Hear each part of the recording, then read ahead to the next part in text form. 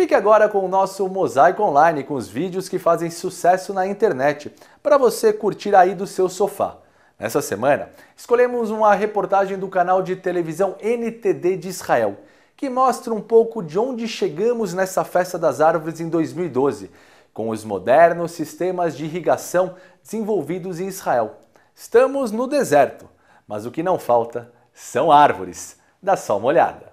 There's a prevailing thought that says that it's hard to establish agriculture in the desert. But that's not necessarily so, as our Israeli correspondent discovers in a visit to southern Israel. When mentioning the desert, one thinks of dryness, heat, and desolation. But it turns out that the desert can bloom, be full of life, and yield harvests of fine fruits and vegetables.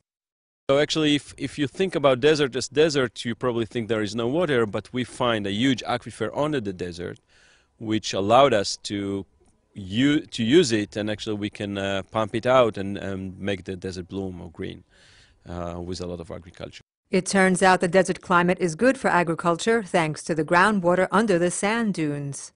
It's possible to do a lot of agriculture in the desert because few reasons. First, we have the perfect weather for agriculture. We can grow vegetables in the winter, which is really hard to do in the center or on the north of Israel. Second, we have the experience and the brackish water that will allow us to do that in easy way. So agriculture in the desert, it's not opposite, it's really combined together very well. Although the groundwater is somewhat salty, it turns out that the saltiness actually improves the fruit. The brackish water we're digging from the aquifer are as much as more salt. We can produce sweeter and better vegetables. Arbel explains the phenomenon in which a plant in stress gives a sweeter fruit.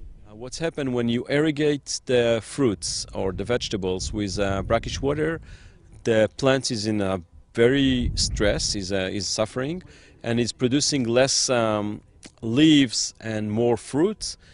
Smaller fruits with less water inside and a lot of meat, what we call, and actually that's make it 3 times sweeter than usual vegetables.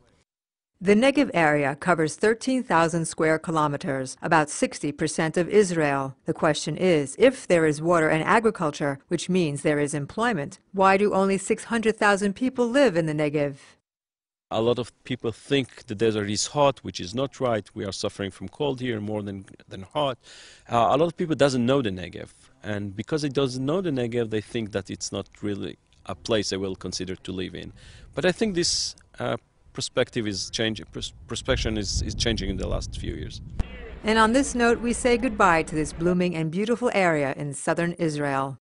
NTD News, Israel.